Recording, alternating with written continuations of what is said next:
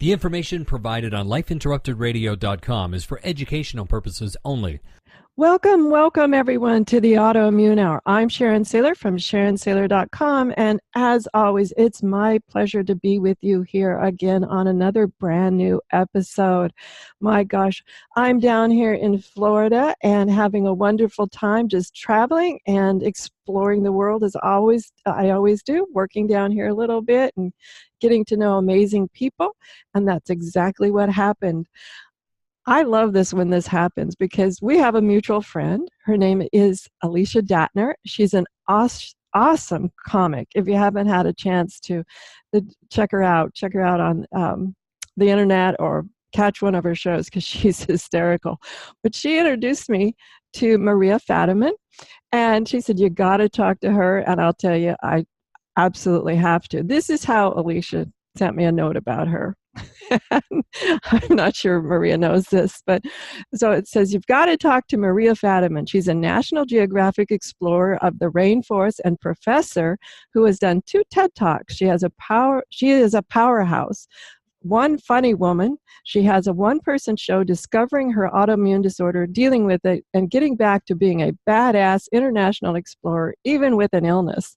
And I was like, heck yeah. So we'll get into more of Maria's amazing bio because I just loved Alicia's way that she describes her friend, my friend now too. It's so funny. We're just within a half an hour of each other as far as distance goes. So welcome, Maria. Thanks for being on the show. Well, thank you. I'm really excited to talk with you. And Alicia told me quite a bit about you as well. So good connection. Good connection. That's what it's all about, everyone. Part of the Thriver community is learning from each other and being willing to connect to each other. And that's what the Courage Club is about. And you can also find us over at Understanding Autoimmune on Facebook to have connections there as well, because that's where we learn about a lot of the unspoken things about autoimmune disease. All the little things that other people forget to tell you if they're not going through it themselves. But Maria, how did you find out you had an autoimmune disease? So I was about to give my second TEDx talk, and I was nervous and excited, and suddenly my skin was hurting. And even the air on my skin felt like it was burning, and all of my muscles were seizing, and I couldn't even bend over. And I thought, maybe I've stressed myself into going crazy because I have no idea what's happening, and I don't have time for this because I have to go give a TEDx talk no matter how I feel. And so I just pretended all of this wasn't happening, and I sucked it up, and I went up there for the TEDx, and I was in Cancun, Mexico.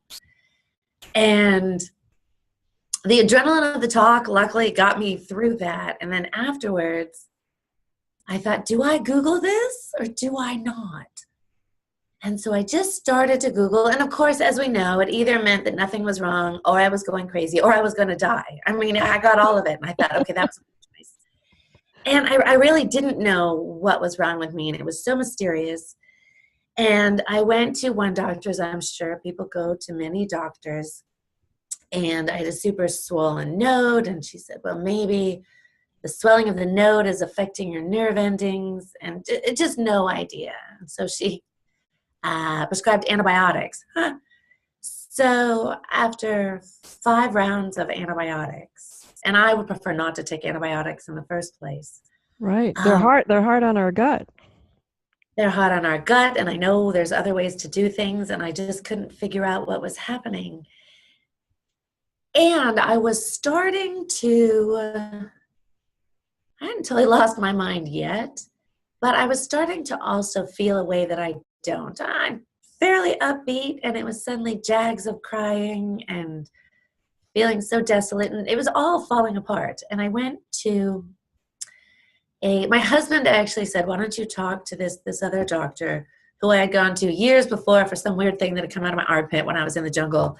And he just thinks outside the box. And I walked in, and it was that moment where I was so afraid he was going to think I was crazy, because I care a lot about my identity, and I'm cool, and I'm tough, and I'm a jungle explorer and all this. And I walk in, and I just said, I have all of these symptoms, but you can't see anything.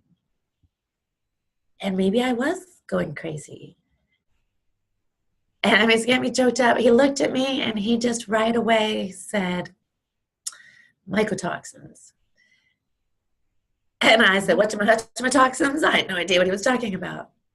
And he said, let me give you some articles, of which I understood none. They're all in medicalese.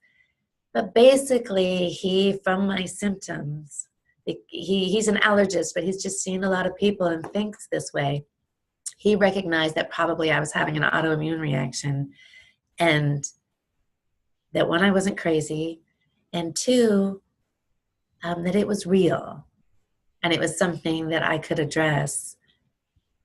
And I feel so grateful for not feeling grateful for having this, but that he recognized it so early on. And that I could then start to work from there, which was a lot of drama from there on out, but at least I knew now what was happening.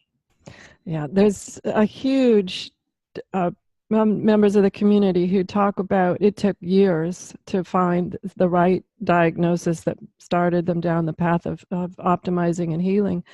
And it's interesting to me. I wanted to explore this area of I'm not crazy, because I hear that a lot, and I also struggle with that off and on. It's interesting. I find that it's almost a physiological response as well, and that I'm not sure if it's a chicken or egg, but there are days where all of a sudden I am weepier than normal, or I am more anxious than normal, and nothing is happening to make me that way. And then I mean, it's not like outside forces going, okay, Sharon, start crying, something happened. It's just I wake up that way. And at first it was women your age, Sharon. I'm like, yes, stop that. Perimenopause, menopause, all of that kinds of things. But one of the things I've found out was a lot has to do with stress and diet. What are things that you found out that you're kind of going, it's a crazy reaction, but I'm not crazy? Yeah, so certainly stress plays a large role in it. So probably the fact that all of the symptoms suddenly just presented themselves so strongly right before a TEDx talk. My immune system, I think I was heightened. All my adrenals were not doing what they should have. So that makes sense. So in some ways, I wish I'd never happened. But in other ways, I think, well, I'm glad I was at that level of anxiety. So I now know what this is when it presents itself in other contexts. So for me, it was actually a huge relief to find out that literally one of the symptoms that they list for whatever, it's a general autoimmune disorder, is feeling weepy and feeling angry and feeling irritated. Because I'm a lot of things, and certainly getting stressed is a big one, but being angry and so sad, that's not really that's not really who I am or how I see myself. So when I get those reactions, and it's not that I never feel that. So sometimes I think, well, this is just really terribly unjust, that someone has dropped a pencil on my foot, and it really warrants my crying and feeling like a victim and all of these things. So I often have to say, wait, maybe I've had an exposure. So for me, with the mycotoxins, the substance that mold produces. So I wonder, did I have an exposure? Did perhaps this thing is not warranting this huge reaction? And where this comes up a lot is, bless his heart, my husband.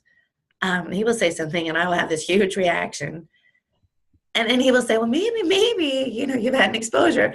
And then sometimes I feel like, no, I haven't. That's, what you've said is absolutely what is precipitating this, which could happen. But sometimes it's because, the words I feel is like I'm not in my right mind.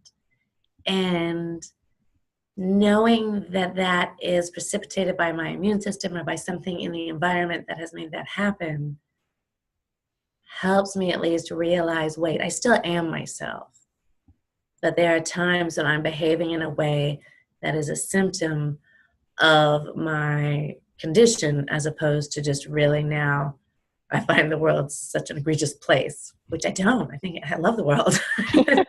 I feel the same way. And it's interesting, fascinating to me how much I've discovered in the healing journey of that sort of emotional realm, that like, am I crazy realm, or getting outbursts of, is precipitated. I never thought about it before the diagnosis. It was it was just emotions. It either was or it wasn't. But now I realize I have to stop and say, okay, I'll backtrack and almost like reverse the video to see, okay, what happened? you know? Right, exactly. To be in the moment and then think, wait, did something happen with my condition or with my surroundings that led up to this? And the thing is, sometimes I really am just upset. So that happens too. Exactly. So sometimes I think, well, I can be a little emotional anyway. And it's trying to figure out, is this emotion appropriate for what's happening? And to be emotional is fine. And I cry anyway, it's not that. But when I can't stop crying, then I think, that doesn't feel quite right. Yeah, that's what I found interesting myself. And for what I hear from members of the community, it's a stopping process that I never used to do. Stopping and trying to figure out, okay, is this warranted? Am I really emotional? Is this, or is it out of scale? Is it out of proportion to what's happening? I never used to think about that, but well, a growing process, right? Now, I'm just curious with mycotoxins, which molds, and I know you live in South Florida, so my goodness. Let's talk about a place prime for that. But you also go into the craziest jungles and rainforests and things. How do you do that with this condition going on? So that is a great question, because so much of this for me in many ways is about my identity. I see myself as going off into the jungles, and that's who I am. And I've been doing it for so long, and I love it, and it fills me up, and I believe in it. And when this was first happening, and I was having so much trouble just getting my feet on the ground and figuring out what was happening, going off and doing that again, I couldn't picture it one way or the other. I felt like I couldn't even picture my life again how it had been. And my life now is not as it had been, but I move forward now with how it is now. And it's a combination of having really great doctors who have helped me with a protocol. I take more pills and supplements than I ever could imagine, and I try really hard not to gag as I take them. And it is really helpful. And also, I've committed that I want to not only feel better, but I want to toughen up my immune system and get myself as healthy as possible, that even when I have an exposure, I can work with it. And the reality of how that works with what I'm taking, I know that helps.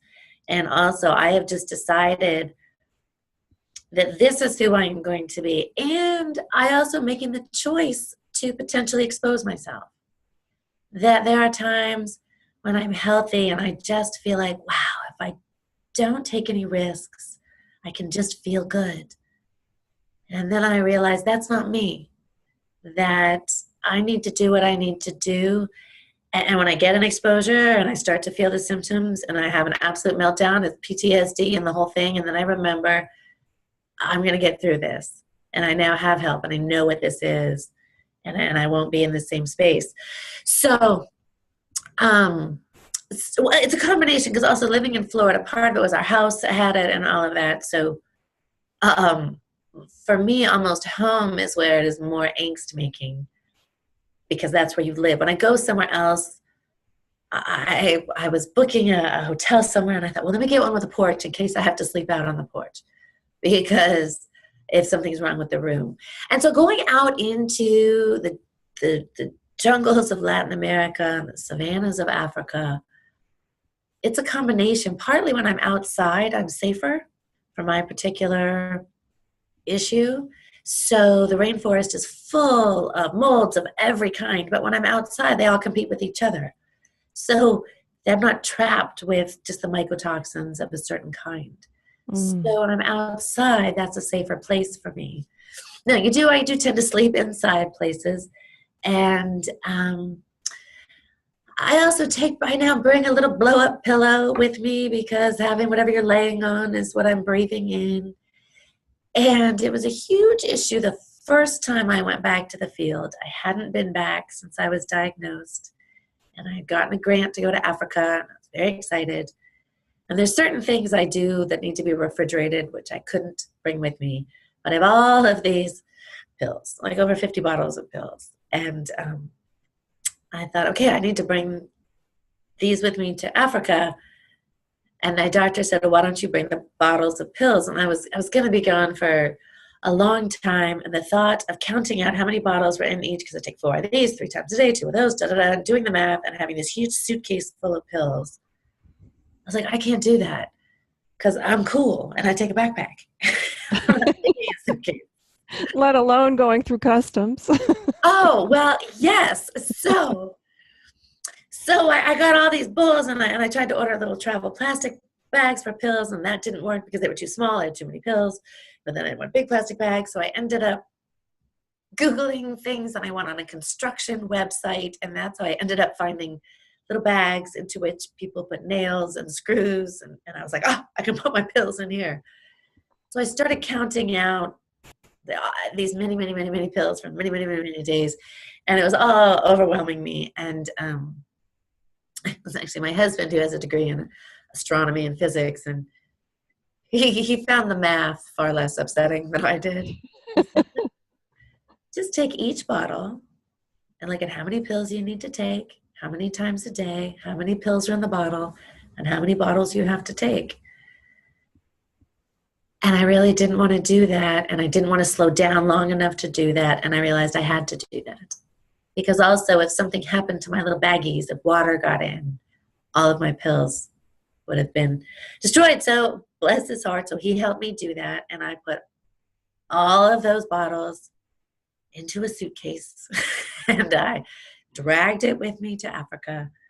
And when I was going through customs, and I have this suitcase full of nothing but pills, and I was going through the x-ray, and the man in Africa looked at me, and he said, are you a doctor?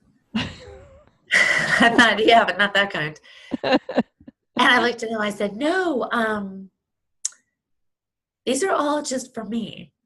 And he looked at me and he said, oh. And I brought out my doctor's note. I said, it's okay. I have a doctor's note. And I said, do you want to see it? And he said, no. He said, you just go ahead. And in that moment, I also realized, because so many people come to Africa and they bring medicine for the people who are there, because they can't provide it for themselves. And I was so busy feeling sorry for myself that I had to take a whole extra bag to Africa. And I also really lost sight of the fact that I am lucky enough that I can purchase all of these pills that I need to take to stay healthy. But I was lucky enough that I could do that. And I was so pleased he didn't think I was coming to sell them, because I thought, well, I've got this letter and that's all I've got. So I dragged this whole bag with me to Africa with just bottles and bottles and bottles of pills. So partly also how I travel is I take all my pills with me. And it's interesting, the challenges that come from that is I have to have enough water, clean water, to take them.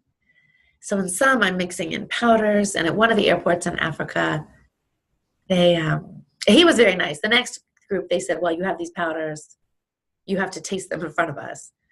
And I have one, it's Prevalite, and it sucks all the spit out of your mouth, and it's this fake orange flavored thing. And I totally forgot to feel lucky, like, yay, I have to have all these pills. I was like, whoa. But I need to have enough water to mix that in with, and then I need to have enough water to take my pills. And I need all of this to be clean and potable, and often I'm having to boil water or putting in iodine tablets and all of this. So that was a challenge I hadn't expected, was literally having enough liquid to get the pills inside my body to be able to function. And I travel differently now also. It was so much of what I love to prove is how tough I am. And that would show when I'm out with an indigenous group in the rainforest. And they say, okay, we're going to walk to this really far away place. And I say, oh, I can do that, no problem. And I, in many ways, earn my respect from these people by showing I can physically do what they can do, which of course I can't, but that I can do it at all. And now I have to be more aware, and I can't necessarily do everything. And I have to own that and let them know that. And still, and this is the part that's hard for me, is still that I'm okay. Still I can go out there. I'm still tough, but not quite as tough as I was. And when I go into where I'm going to sleep, I look around, and again, for me, it's important for them to know I can sleep on the floor, I can sleep in a tree, I sleep on a rock, and I'm so cool. And at one point in Africa, they showed us where we would be sleeping, and it was an old piece of foam mattress. And for me, anything that is porous, that can hold mold. And I'm in this very humid environment. I can even see little moisture marks on it. And I realized I couldn't sleep on that mattress. And I don't want to be that person. It's so important to me to say, no problem, I'm one of you, here we go. And for me to have to say, I actually can't sleep on that mattress. And I felt weak. I felt like a princess. I felt offensive. And these are all of the things I try so hard not to be. And I had to use this new voice inside of me that said, I need something different than what you're offering me so generously in a place where you have so little. And even before I could own that, I said, I'm just going to sleep on the floor. I'm good. But of course, they all looked at me like, why are you going to sleep on the floor? And I was like, well, And I just had to say, I have an autoimmune deficiency. Thank you so much. And I need to be in a different place. And that was hard for me. And then when somebody I was working with and they said, we found you another place to sleep. And even then I said, I don't really need that. I said it, but, and she just looked at me she said, Maria, it's okay. And this is where I had to learn that it's okay. It's okay that I now have this. And there are accommodations that I have to make, and that's still okay. So I'm learning how to still go out to these places and in some ways be just as tough as I was, and in other places, in situations, I'm not. And that is also true.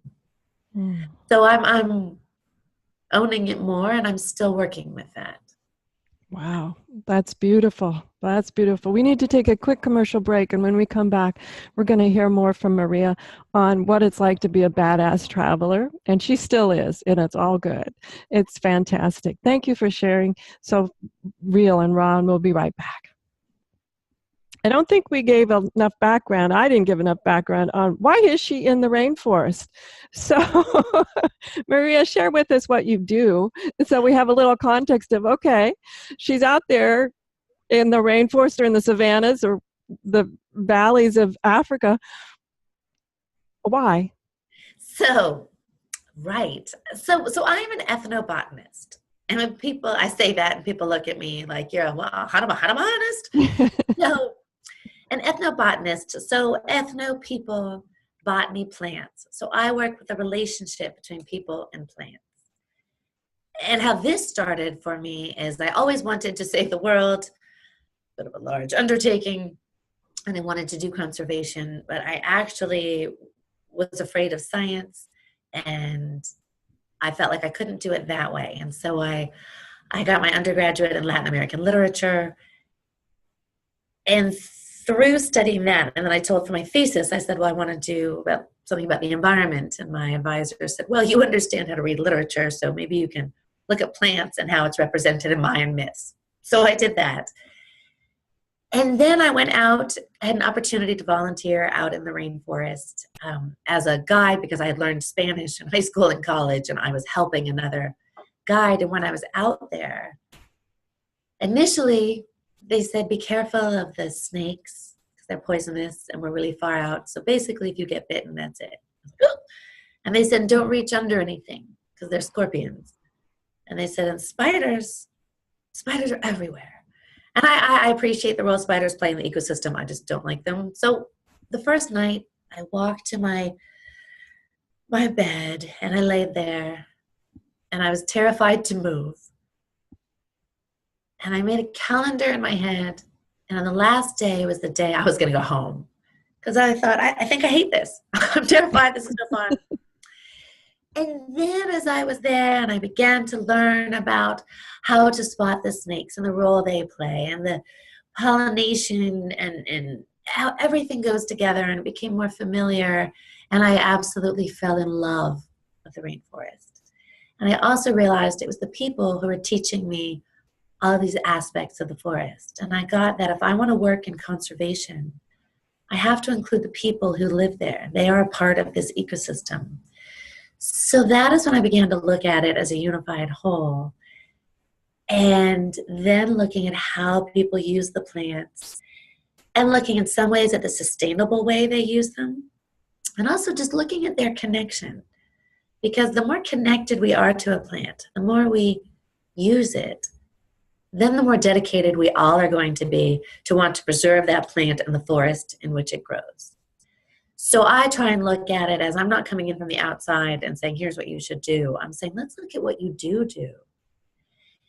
And then through this, one of the things that I do is I work with the people to make booklets of their information so it's not lost, and also so that they not only have a lasting record, but so that the young people see this as important enough to write down, that it's valid and valuable, even if trying to get to the city and get some pills, if that feels easier and more exotic, to realize this information is really important.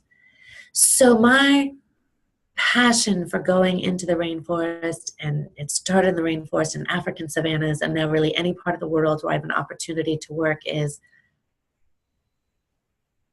we have to save the forest. This is our world, and there's so many different important things, and this is the piece of it that I'm trying to work with. And so I feel like what I do in trying to help these people record their own knowledge with the ultimate result of keeping these forests standing in their cultures as intact as they want them to be, to give them that opportunity, I feel like that's something I have to do. So for me to continue doing that, it's almost not even a decision. This is just what I do, and I care about it, and I love being out there, and it's really hard sometimes, and it was even really hard before I had an autoimmune issue. And I have to keep doing that. That is who I am, and I also see that very much as that's the role I'm playing here, to do my bit for the world. That's pretty dramatic. To do my bit for what I believe in. For the world, darling, for the world. That is awesome. And as you guys can hear, she brings the same passion to healing and the same passion to optimizing her body as she, her work. It's all incredibly comes from this incredible passionate place, which I think is what propels us to keep moving forward regardless of our diagnosis. I'm curious, though, the one thing that surprised me is I know Alicia's been helping you find the humor in it all, and you created a one-person show, a one-woman show, about the humor of autoimmune, discovering it and all. What led you to that place and going, maybe I'll make it funny? Oh, it's interesting because while this is happening, and in the beginning, I write. I write as a way to process. I write as a way to get outside myself and realize I could take myself a little more lightly sometimes.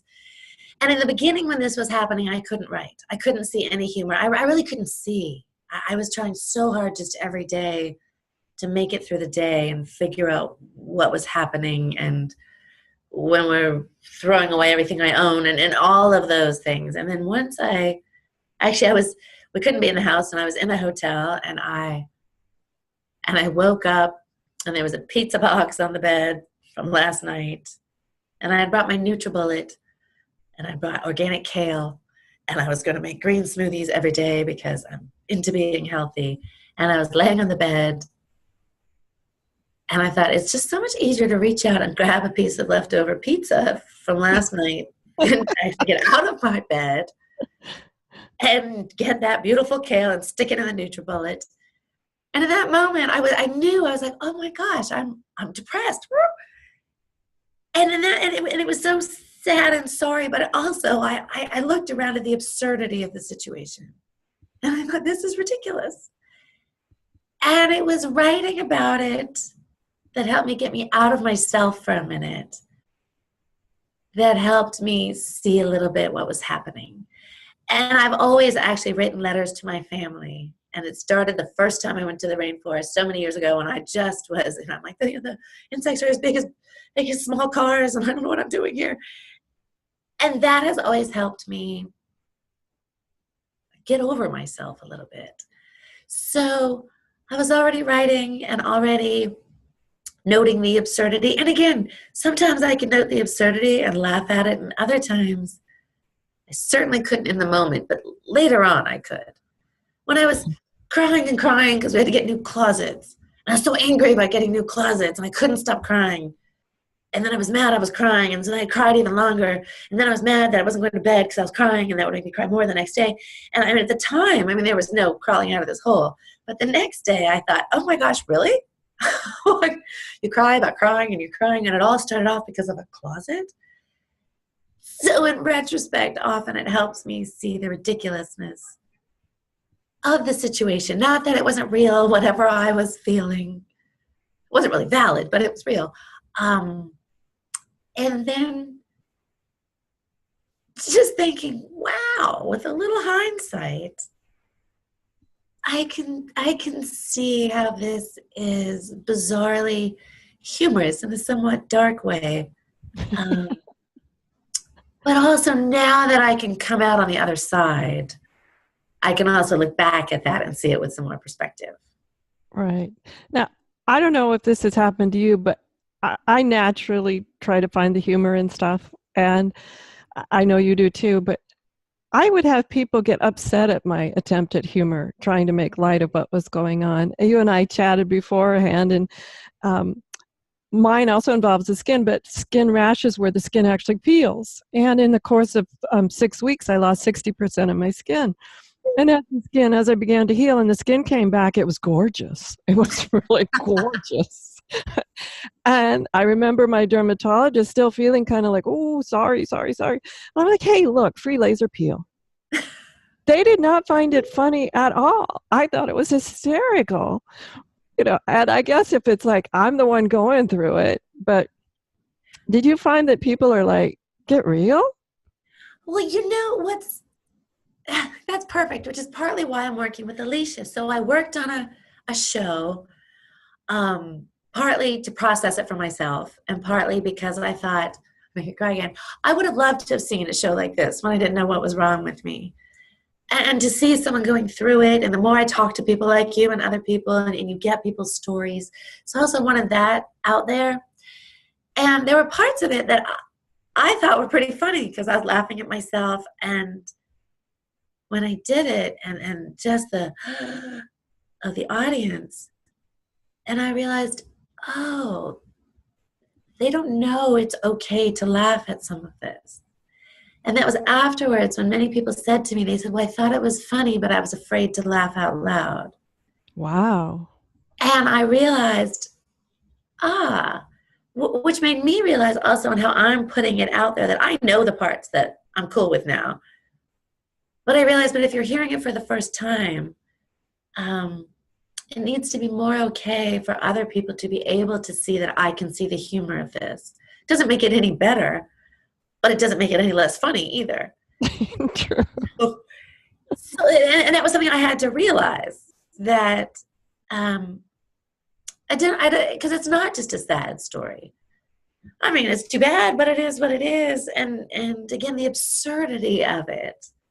There's still times when I think, wow, that was bizarre when we had everything taken out of the house and construction, and I was living on the porch, and I had a little trail through the dust out to the garage where I kept my 2 outfits. I bought 2 new, because I'd throw away all my clothes. And my husband came home and he said, "You're just living in the rubble? You know, they're done. They're not doing construction." And I looked around and I mean, I didn't even realize it. I was so deep into my little world and so afraid to go in the house. I had my little trail through the dust. And now I think, oh my God, that's ridiculous. And I really thought, I was like, no, I'm living in the house. He's like, no, you're not. It's like, well. And I realized that when people hear that, they think, oh my God. And I think, oh yeah, right. Yeah, it was bad. And it was absurd both. And I'm not there now, so I can laugh at it now. So I have learned a bit. I have to let people know it's okay. I don't want people to feel sorry for me. And I think sometimes when I say things that inspire pity in a normal way, I realize, oh, maybe it's because I have to let people know also that I'm not there anymore. And I'm okay. And I'm okay. Yeah. We need to take one final quick commercial break, and when we come back, we're going to follow some more of this, because I think this is part of the process of understanding what it's like as a whole. And I know from my own medical journey, it wasn't until I found the right team. So we're going to talk a little bit more about finding the team that keeps you this way, because I had to find the team with the right mindset besides the right skills. So we'll be right back. Welcome back, everyone, to the Autoimmune Show. I'm Sharon Saylor from SharonSaylor.com, and tonight we're here with Maria Fadiman. She's a National Geographic explorer of the rainforest and the African savannas, and she's a professor at Florida Atlantic University, and she researches the human environmental aspect of the world of conservation. As you were hearing all about her exciting, what an amazing, interesting job. And we've been just having a really interesting talk about what it's like to have an autoimmune and how certain things change and other things stay the same. But one of the things I wanted to talk about, Maria, in just the last few minutes that we have, are creating the team that you have that allow this all to be possible. I know it took me a while to find the right team of medical professionals that had not only the skill set for the condition, but also what I'd say the right mindset. And that was a mindset that I was going to heal. I found a lot of the people I would interview for the position of being a physician on my team, people were like, what? No, you interview them. Because what I found was a lot of them were like going down the list that Dr. Google gives you. And gosh, if I'd believed that list, I would just be like, pour me in a pit somewhere. So what are some things you did to find the right team? Because I travel a lot, but not quite as far-flung, crazy places. You got to have an amazing team. I am incredibly lucky in that regard, because I know so many people spend years, one, not knowing what's wrong with them, and then finding the right person with whom to work. So I went really just through, as I mentioned before, one doctor who didn't know, which was fine. And then really my second doctor not only knew what was wrong with me, but had a really proactive way of handling it. And the reason why I went to him in the first place from years ago when I had seen him is he thinks outside the box. And so he says, let's use everything he learned with his Western medical degree. And he also says, let's use every possible supplement that might help with this. And he is incredibly open to that. And if he doesn't know something, he takes out this big book. I mean, he's so smart and secure. He's got no problem saying, I don't know, let's read about it. And he would open it up and read what this supplement and that supplement would do. So early on, I was lucky enough to start with a doctor who said, I have some knowledge of how I've been handling this, and let's look at your specific situation. And he also had the attitude of, this doesn't need to stop you. He said, just keep going, and we're going to treat things as they come up. And he had the dubious role of having to help me understand all the things I had to do in my own physical environment. The house and the walls and the clothes and every single thing I owned, getting rid of all that bit by bit. He had to gently help me through that process, which is actually not part of his medical degree, but just part of his way of being. So that was huge. And then actually, I mean, part of my team is my mother. And she couldn't make me better, but she could try and find the best experts possible to help me. And I said, well, I have someone, and he is wonderful. But as a mom, she wanted to find someone too. So she actually found someone through someone who she was working with, actually on a different solo show issue, and it was somebody in New Mexico, and that person was all booked up, but there was somebody who had worked with her. And so I contacted that doctor, and it was very, very hard to get an appointment. I mean, that's another thing I find is these people who are really good are booked up. A lot of us have this, even as it more and more people are getting diagnosed. And I did get in to see her, and she complimented what I was doing with my other doctor. And actually my other doctor, as I said, he handed me articles in the very beginning. There's this word mycotoxins. I had no idea what the word was, how you spelled it. And he gave me articles to read. And it turns out that those articles were written by this doctor that I ended up going to see. And she herself had this illness, and she had now dedicated her whole practice to this. And she, again, it was use whatever we can with Western medicine and use whatever we can outside of that. And I would say, I'm stressed out. And she's like, well, that's not good for your adrenals, which makes it worse. And she would say, you could consider meditating. And not that that's what she was necessarily doing, but she was really open to anything that would work for me to make this a really holistic healing experience. And I am so grateful that I have someone. And also, for me, a big thing is when something comes up and I start to get anxious, because for me, so much of it has to do with my physical environment. So suddenly I came to work, I did my whole house, and I got to work, and then I was sick again. And she said, okay, well, let's look at how we can address that. And things that went beyond her medical expertise and just her human being expertise.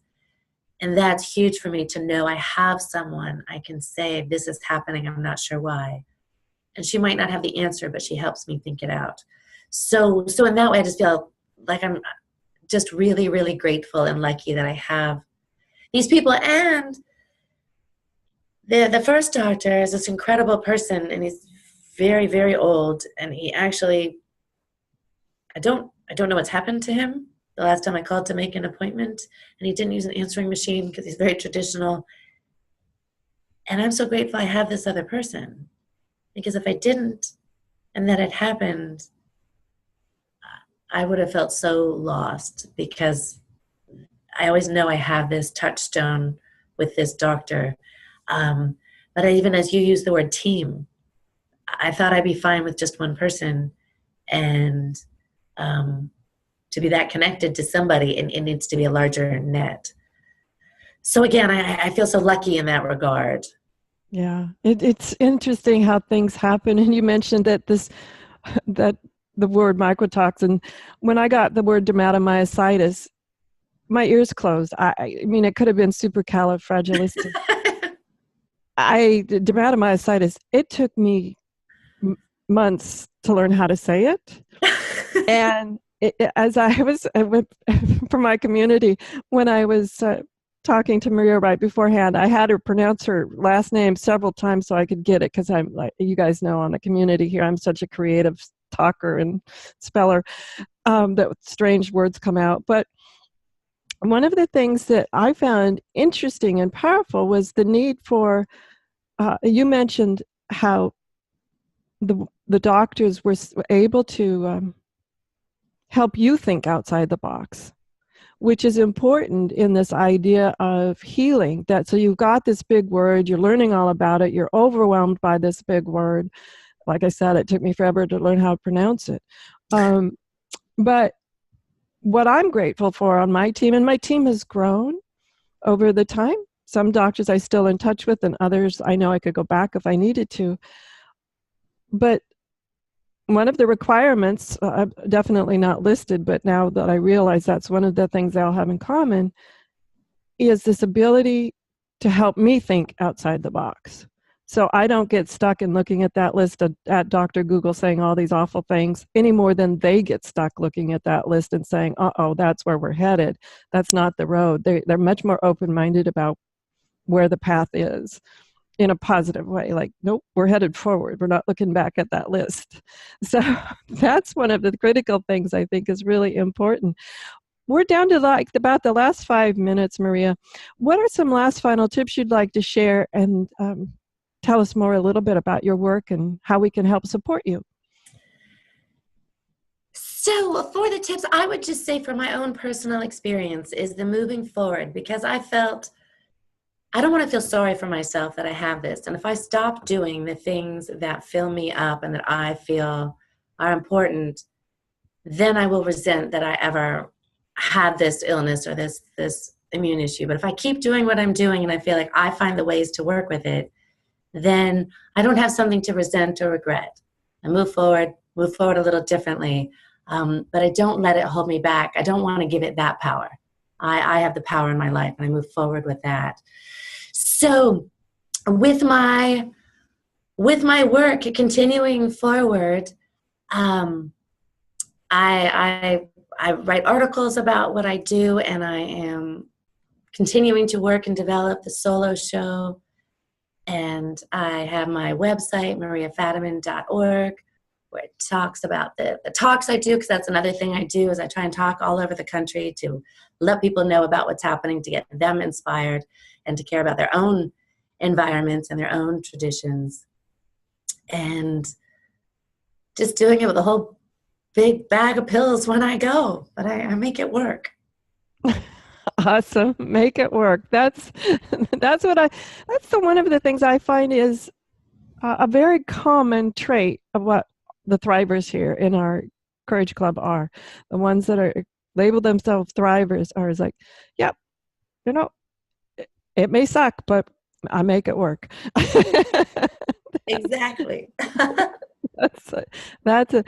So thank you so much for being on the show. This has just been awesome. I love hearing stories where people don't let their diagnosis stop them, that they keep on living their life to the fullest regardless of their diagnosis.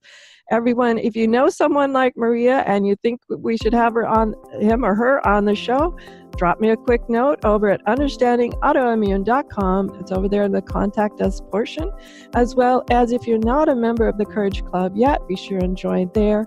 Also join the conversation on Twitter and at Autoimmune Hour, and Facebook is Autoimmune Hour and Understanding Autoimmune Now. So I think that's about it. Everyone have a great week, whatever your adventures, and be sure and join me next Friday night for another brand new episode. Enjoy. The information provided on the Autoimmune Hour, Understanding Autoimmune, and Life Interrupted Radio, including the websites understandingautoimmune.com and lifeinterruptedradio.com, plus social media, is for educational purposes only. What you read, hear, and see on the Autoimmune Hour, Understanding Autoimmune, and Life Interrupted Radio, and its websites, and other media outlets is based on experience only. The information should never be used for any legal, diagnostic, or treatment purposes. Always seek sound legal, medical, and or professional advice regarding any problems, conditions, and any of the recommendations you see, hear, or read here on the Autoimmune Hour, Understanding Autoimmune, and Life Interrupted Radio.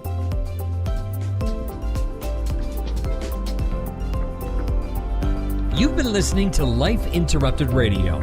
To learn more, listen to other shows, and gain free resources that can help empower your life, be sure to stop by lifeinterruptedradio.com.